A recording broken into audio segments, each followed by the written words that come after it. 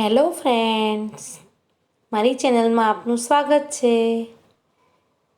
અત્યાર સુધી તમે બધાએ સોજીનો શીરો તો બનાવીને ખાધો જ હશે, પણ જો ભડકાનો ઘઉંના ભડકાનો શીરો ન બનાવ્યો હોય તો હું આ શીરાની રેસીપી શેર કરવાની છું, તો એકવાર જરૂર બનાવજો।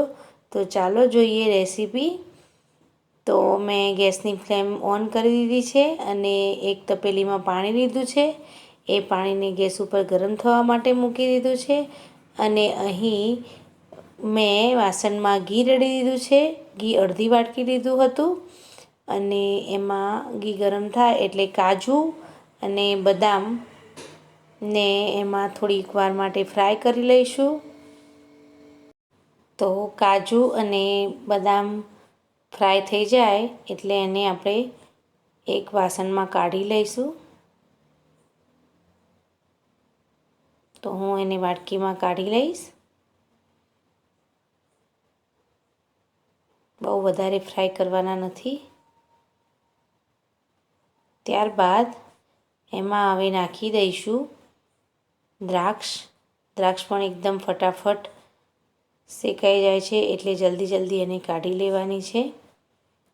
હવે ઘી આપણું ઓલરેડી ગરમ જ છે તો એમાં નાખી દઈશું એક વાટકી ઘઉંનું ભડકું। થોડુંક જાડું દળેલું હોય ઘઉં એવું ભડકું લેવાનું છે। એવા ભડકાને ઘીમાં શેકતા જવાનું છે। અત્યારે એવું લાગશે કે થોડુંક કોરું હોય એવું, પણ જ્યારે શીરો બને છે ત્યારે ઘી વધારે પડતું ઉપર હોય છે એટલે મેં માપનું જ ઘી લીધું છે। અડધી વાટકી ઘી લીધું છે અને એક વાટકી મેં ભડકું લીધું છે। તો આ ભડકાને બરાબર ઘીમાં શેકતા રહેવાનું છે અને એને હલાવતા રહેવાનું છે, નીચે દાજે નહીં એનું ધ્યાન રાખવાનું છે।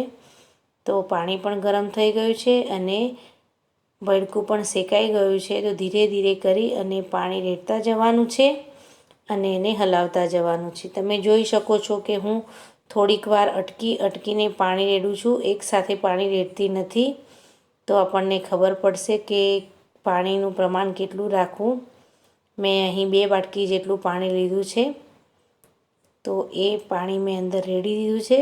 હવે બબલ્સ આવવા લાગ્યા છે અને એકદમ ધીરે પાણી બધું ઓબ્ઝર્વ થઈ જશે।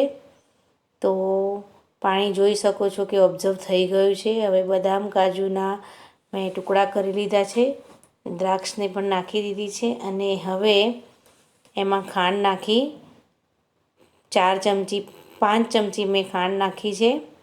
તો તમે જે પ્રમાણે મીઠાશ ખાતા હોય એ પ્રમાણે ખાંડ નાખવાની અને ત્યારબાદ 2 એલચી લઈ અને એનો ભૂક્કો કરી અને મેં નાખી દીધું છે। તો તમે જોઈ શકો છો કે આપણો શીરો એકદમ તૈયાર છે ફટાફટ। જો આવી જ બીજી રેસીપીઓ તમારે જોવી હોય તો મારી ચેનલને હજુ સુધી સબસ્ક્રાઈબ ન કરી હોય તો સબસ્ક્રાઈબ કરી લેજો અને બેલ આઇકોનને પણ દબાવી દેજો એટલે બીજા આવા નવા વિડીયોની નોટિફિકેશન તમને મળતી રહે। વિડીયોને લાઇક, શેર અને સબસ્ક્રાઈબ કરવાનું ભૂલતા નહીં। આવજો।